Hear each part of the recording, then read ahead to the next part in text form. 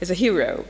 You liberated the struggle from civil war, stabilized the country, modernized it, you made progressive AIDS policies, but put women in leadership positions and established a proud constitution that was later changed by your instigation so that you could continue the rule.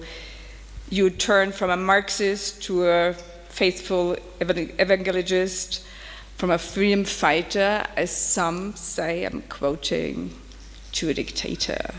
Some call you an autocrat. What happened? Well, those people don't know our position in the world. They don't know. They are just talking about things they don't know.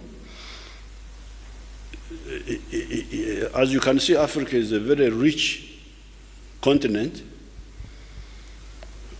but we had a number of problems. One of them was a small population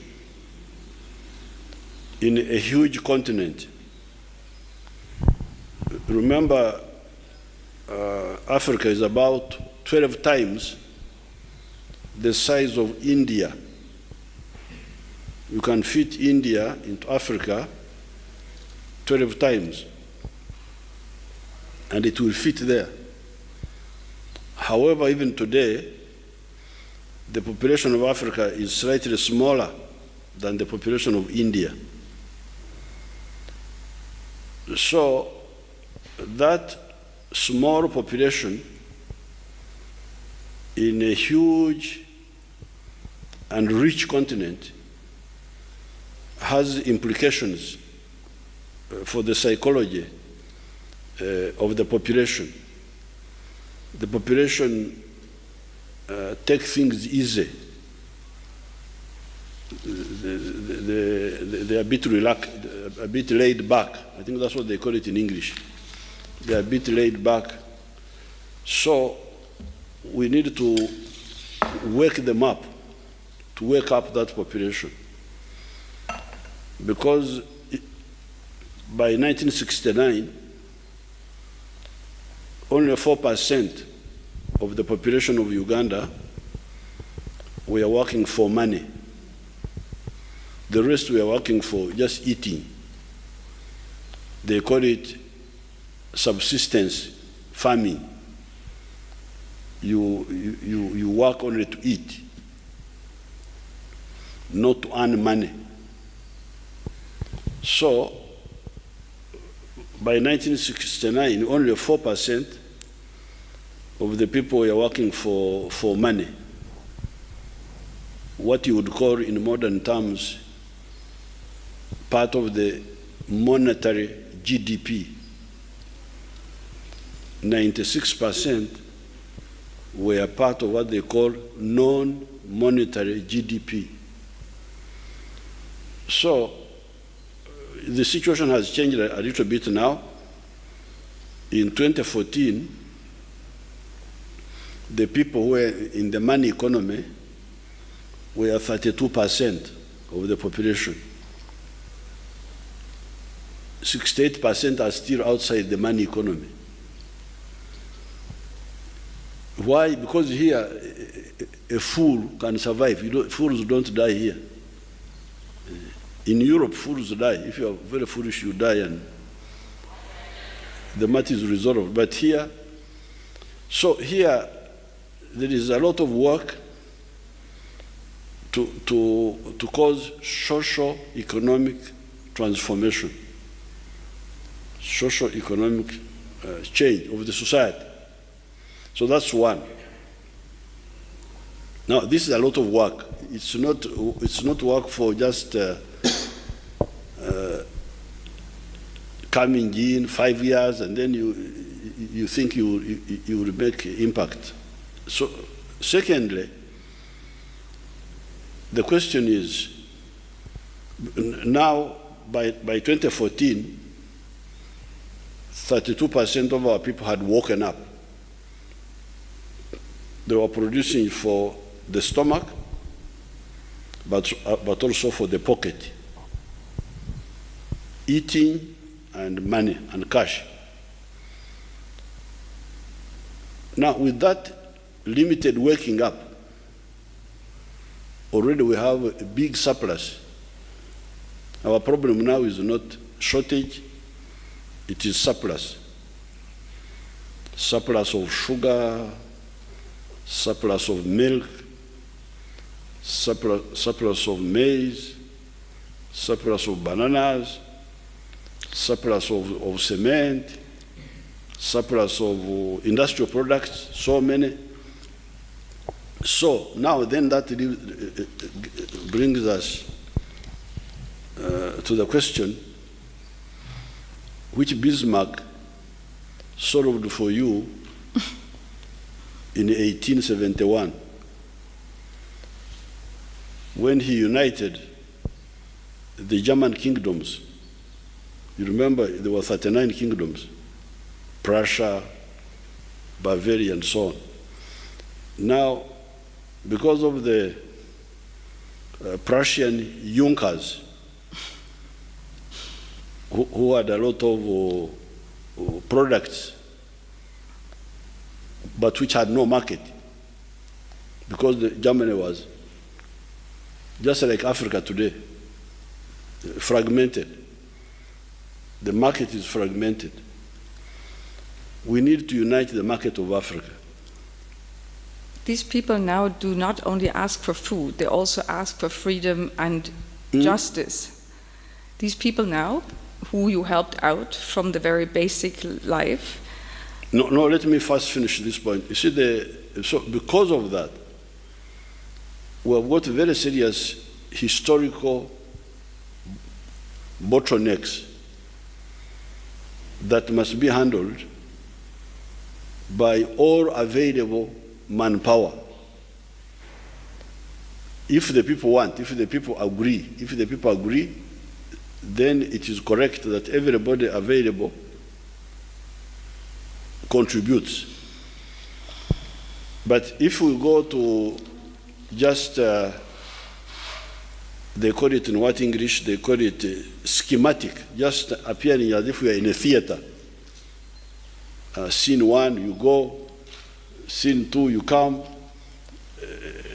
We are not in a theater, we are in a real serious struggle to transform Africa. So that's why we want everybody available if the people want. So you're trying to say because there is so much work that has to be done, you sometimes need a strong hand, and that's what some confuse as authority. Recruited democratically, so that if they want a strong man, you get him. If you want a soft one, he's also available. Because in some of the countries, you block choice of people. Why do you block choice of people? Let them choose. If they want an old fellow, he's available. If they want a new one, he's available. So there's no problem. 35 years old, so I'm as old as you are in power. So you're like, I'm very impressed. You're working very long for your country, and we were asking ourselves, what is driving you? And aren't you getting tired of governing a country for so long? Merkel, for example, says, now I'm in power for 16 years, I'm getting tired, so I quit. But you double that, so what's behind that? Is it just like the power that drives you, or what is it? Well, you are reducing my years. I have been in the struggle for 60 years, not 35. This 35 you are talking of yesterday. But I was in the resistance and in the struggle. For us, we call it struggle. For 60 years, since 1960, I have been in the struggle. Mr. President. Student movement, liberation struggle, now in government. For us, it is the same. It is the continuous struggle. Mr. President, you are the president of this country since 35 years, and one could also ask can you just not let go power? Hmm? Can you just not let go power? I have no problem with power, but I've told you that we have got problems to solve. And these problems need, in our opinion, they need everybody available. So periodically, every 5 years, we ask the people. We have covered some distance, but there's more distance to go. Who do you think can help you to move forward? Do you want a new one or an old one? The people say what they want. So don't look at, you see the problem, I think, where you confuse yourselves, is that you concentrate so much on the who and you don't look on the what. The what is to be done. There was a So if you can understand, because you in Europe, what you need to do is totally different from us here. Because in Europe, since the time of Adam Smith, when he wrote the analysis of capitalism, things are a bit clear. So what is to be done is more or less clear. What is to be done in Europe? Private sector-led growth. Now, the who is not as important for you as it is here, because for us here, if you make, because the what is very serious, if you make a mistake on the who, you can end up with a very bad situation, as you have seen in some of these countries, Somalia, Central African Republic. So you are of the opinion that if somebody else is running the country and it's possibly falling into the hands of a young, unexperienced pop star who is challenging you and who has vitalized the crowd of the youth, that this could lead to instability in... Absolutely. The risks here are much higher than in Europe. But at the end of the day, this is a democracy, and supporters of this opposition candidate, we can talk about him later, what kind of person he is, were intimidated, arrested, even killed before the election in January 14th, and the internet has been largely paralyzed. Many measures have been taken to keep them in check. Is a fair election possible under such condition? The democracy means choice, and there's choice here. About being arrested, it was because he was breaking the law, but also endangering our society, endangering our people, because we campaigned with the scientific, we were calling it scientific campaigning during the time of Corona. We were not allowing big gatherings. And other politicians some of the politicians were observing what we call the SOPs, Standard Operating Procedures. One of those candidates refused and said for him he's not concerned. That's why he was in conflict with the law. During the election, you campaigned with the slogan, "Securing the Future," and praised Uganda as the country with the 5th fastest growing economy in the world. Practically, you are governing one of the countries with the youngest population and the highest youth employment without any significant industries, which we can come to later. How do you want to make Uganda fit for the future? Well, when we started, we had 80 factories. We have now got 5,000. These are factories. The services companies have many more. So we are definitely going to, the youth population is not a problem for us. The problem is the market. This is the one we are working on. The market of our products. But the youth will get jobs because the sectors are four. There is commercial agriculture, there is industries, there is services, transport, banks, and so on, and ICT. These four will absorb our people. Our struggle is the market, market to sell what we produce. Okay. But there's 80% right now working in the informal sector. Isn't that like a sign that there is no very sustainable economic model when you have so many people out of the formal sector not paying taxes as well? No, all those can go to formal. You are right. This is what I was telling you. In fact, you are using the wrong word.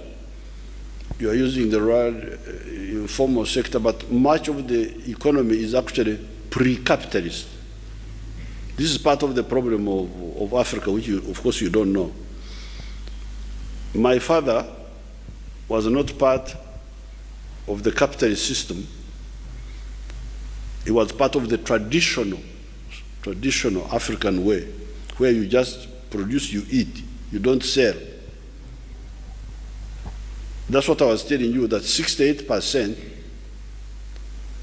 are part of what you call subsistence economy, which is like traditional economy.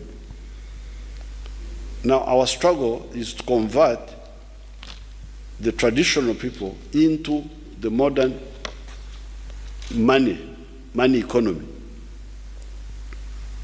And when we do it, the challenge is not, the challenge, we used to have a number of challenges. One was electricity, but now we have got enough electricity. Transport costs, the cost of money, all these we are working on, and we shall put in more money. So the actual challenge is the market.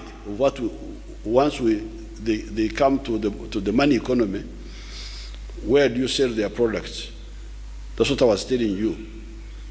That in this part of the world, one of the big struggle is to unite our market, the African market.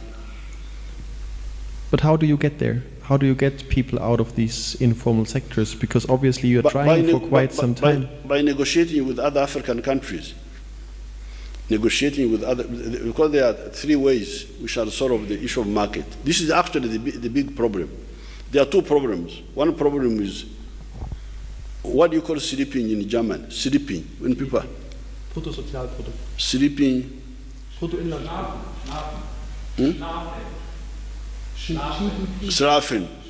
Schlafen. The big problem of Africa is schlafen. Number one. They're sleeping. Sind zu faul. Sorry? Okay, go ahead. Big problem number one of Africa, including Uganda, has been schlafen. Now, when you wake them up and they start producing, the next problem is, where do you sell what they produce? There are three ways we are tackling this. Number one is regional integration, Africa. Number two, when the purchasing power of here goes up, then they will buy more. The purchasing power, the internal purchasing, my purchasing power to go up so that I can buy more. Then the third one is working with third parties like Europe, like China, to access their markets. So, number one, wake up people. Nobody expects that ruling this country is an easy task. At the same time, listening to people in Uganda, you hear on and on that people believe or claim that people near to you and people in the army or connected with the army would hold a kind of monopoly on several industry goods like sugarcane, timber, gold, silver, maybe weapons, something. So they control the market and they control the price. So this is what people tell. And in Transparency International's anti-corruption ranking, Uganda recently slipped from among 180 countries from place or rank 137 to 142. Why is that? And how big is the felt in your immediate environment? The one of my people near me controlling factories, controlling companies is absolute rubbish. It's not true.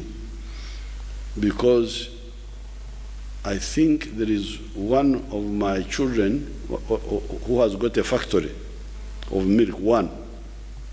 The one I know, only one.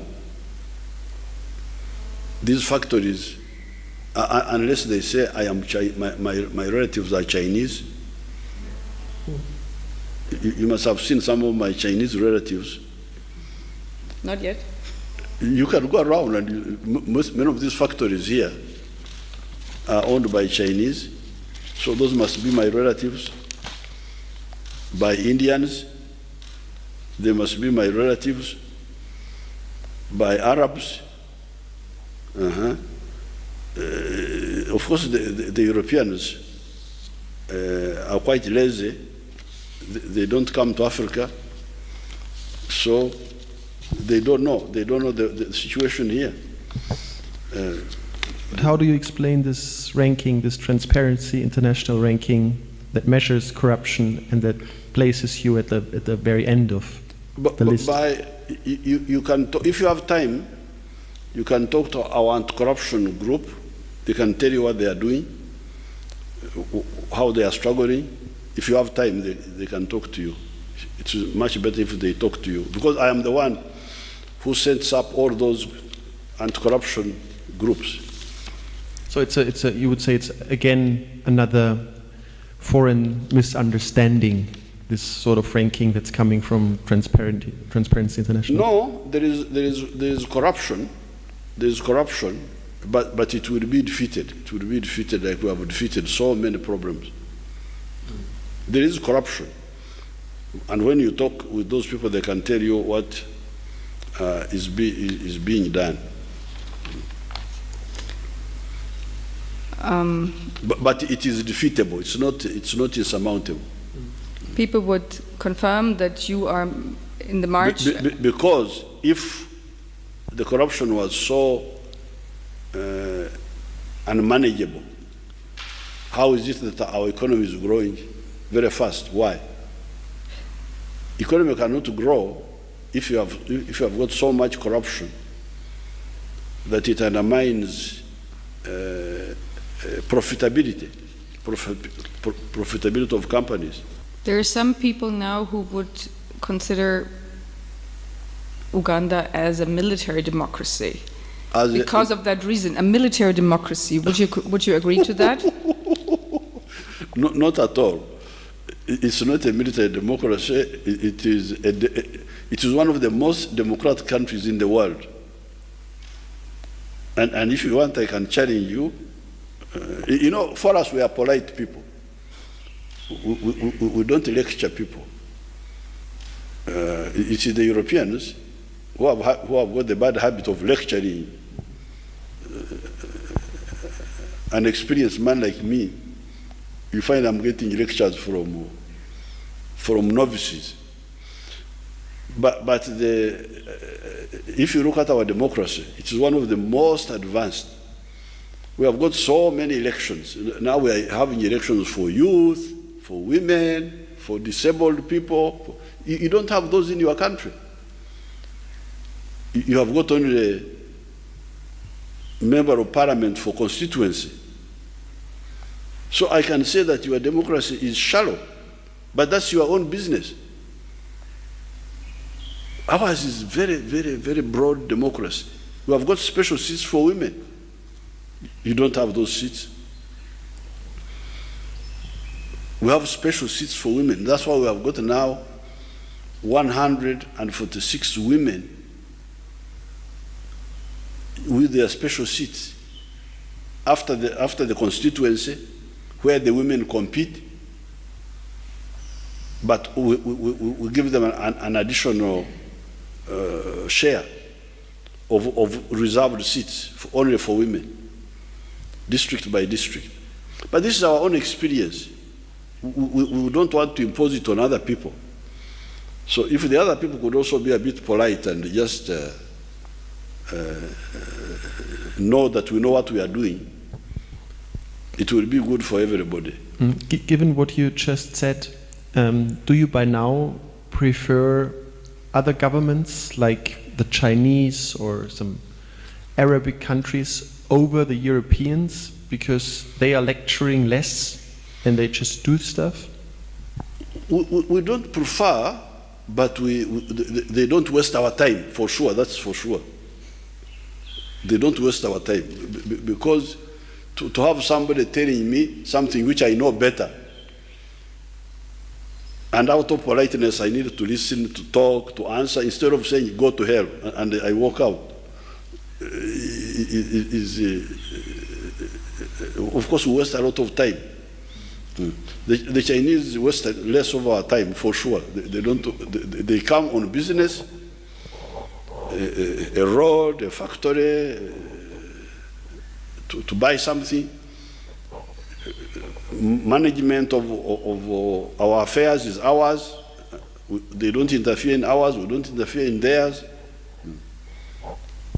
As you're such an experienced leader, if you look throughout the last years, maybe even decades, do you see that there is some sort of change, that the role of China in Africa, not only in Uganda but in Africa, is growing, and that Western powers, the Europeans, the Americans, are rather disappearing? Or how do you observe the situation? The problem we have is superficiality. Do you have that word in English? Superficial. Mm-hmm. The Western political leaders and thinkers are very superficial. It's just really tiresome, very superficial. You see, when the communists, I can give you some little history. I will not charge you. I will not charge you money. This is for free. Thank you very much. When the communists took over China in 1949, we were colonies. The whole of Africa was colonies. Not colonies of China or Russia, colonies of Europeans. Europeans are the ones who had colonized us. So when Mao Zedong took over in 1949, immediately he gave us support to kick your cousins out. For you, the Germans, you had already been kicked out by your cousins, but your cousins were still here. So Mao Zedong, we shall never forget Mao Zedong, because he gave us support immediately. In 1917, when Lenin took over Russia, again we got support from the communists. The first African liberation movement was formed in 1911. This was Was it 11 or 12? This is the ANC of South Africa. So when the communists take over Russia, they support us. Support us against who? Against Europeans. Who had done what? Who had colonized our country. And who had ravaged Africa with slave trade for centuries. We got support from the communists. 1917,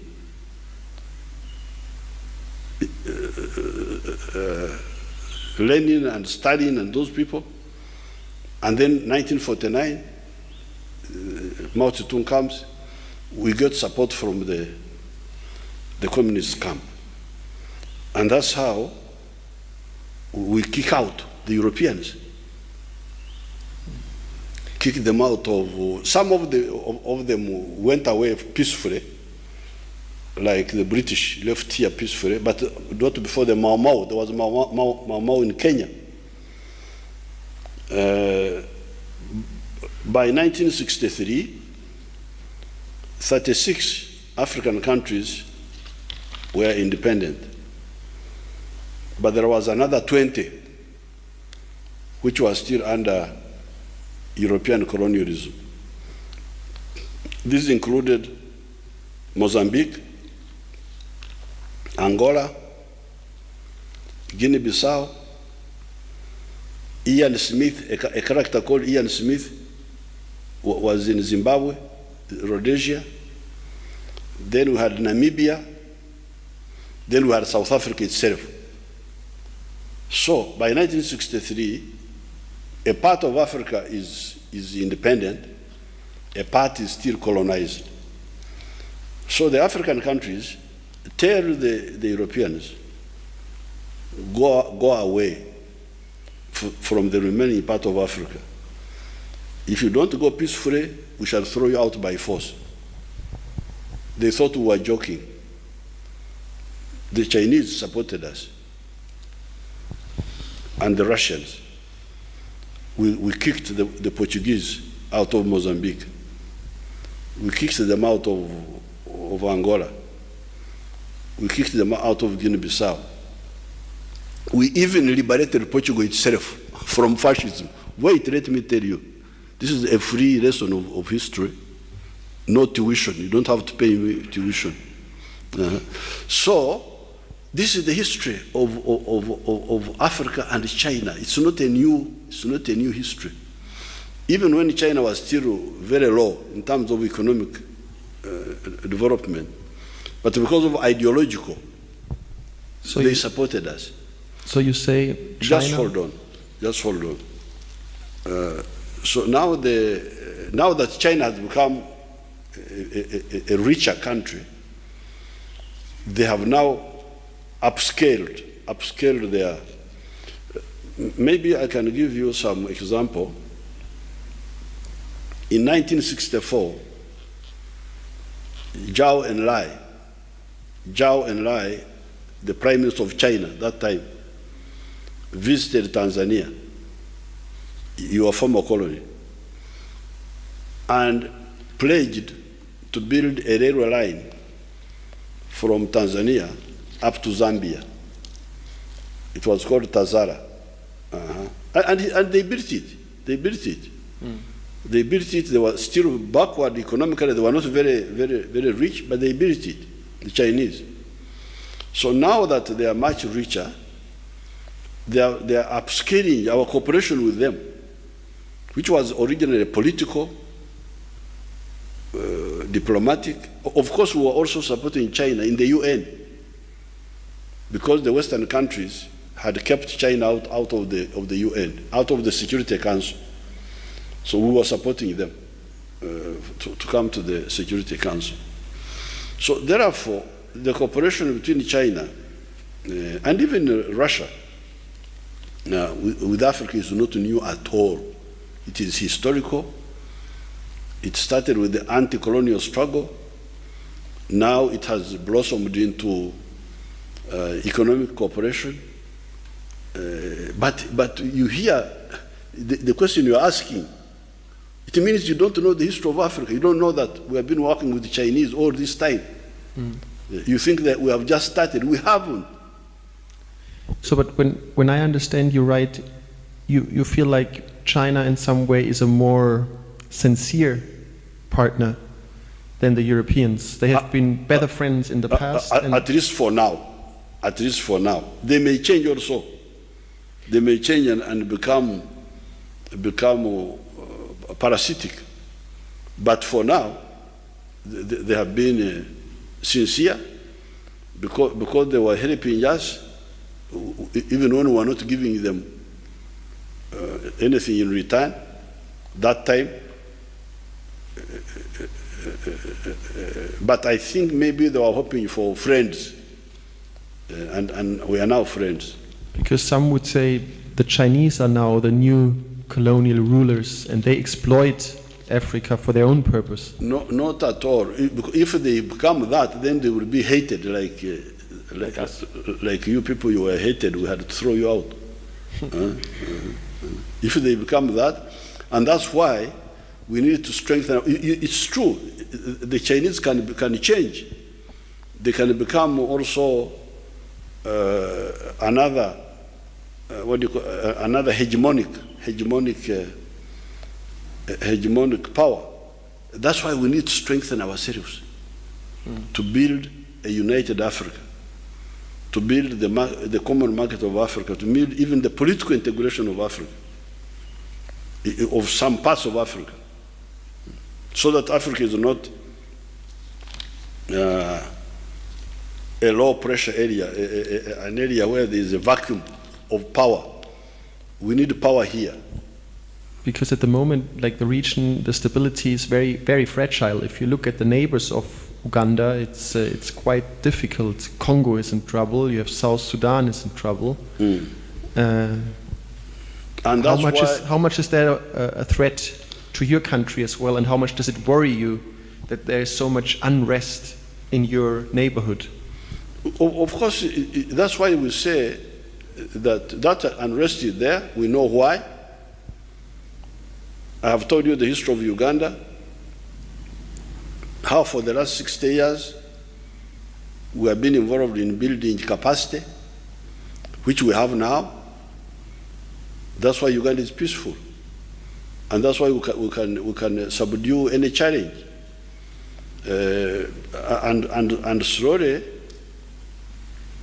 new forces will coalesce in Africa, which will create a center of gravity for Africa. Africa needs a center of gravity. We don't have a center of gravity now. This is part of the problem. In Europe, you have got some small countries, like Denmark, like Belgium and so on, Luxembourg. But the whole Western civilization has got a center of gravity in the United States. United States is the center of gravity of the Western system. What is our center of gravity? It must be created. It must be created. We cannot sit here and remain a perpetual vacuum. I think you use the word vacuum when there is emptiness. Yes, a vacuum point on the globe. When there is no local power, everybody is coming. You are now worried about Chinese coming here. Why will they come? Because we are weak. That must be sorted out. Where do you see this center of gravity in the future? You keep tuned. You will hear about it. We'll sit right here. I don't know where it will be, but since you are a news hunter, you may get it one day. Africa must have a center of gravity. And if you were good friends, you would be working for that, not for small things. This one here, this small here. No, because that's not what Africa lacks. Africa lacks a center of gravity. Africa needs to undergo socio-economic transformation. We need to build a middle class here, a middle class, Africa must become a middle-class society, skilled working-class society. I'm a bit surprised that you're so critical about the West, the Europeans and the Americans. I mean, nonetheless, they give billions of euro to Uganda, billions of dollars, if I'm not mistaken. So isn't that something that should be appreciated? Are you a Christian? Yes. Have you heard of the story of Esau? I'm sure you're going to tell me. There is Esau, the one who sold his birthright in exchange for food. I'm not Esau to sell my birthright in exchange for food. Esau was a brother of Jacob, and he sold his birthright for food. You show him the quotation in the Bible about Esau. It will help him. It's a nice metaphor. You were telling us that this is a continuous struggle since 60 years, and surely it will go on because things are not getting easier over the course of time. Not for now. And as we most likely believe, you can unfortunately not clone yourself. So possibly there one day, latest in 2035, there will be another leader. So who would you wish to be your successor, and what do you wish this person to do? Well, that is a settled question, because the Constitution of Uganda shows how leaders are elected. A member of parliament is elected like this. District chairman is elected like this. President is elected like this. So we are not short of how to get a leader.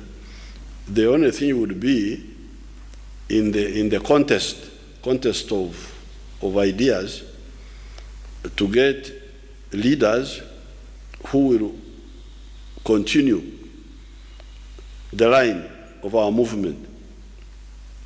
Because our line, our movement, believes in 4 principles: patriotism. That means we don't believe in sectarianism. We believe in unity of the people of Uganda. Pan-Africanism. We believe in Pan-Africanism. Like Bismarck was part of the Pan-German movement. Pan-German, that movement.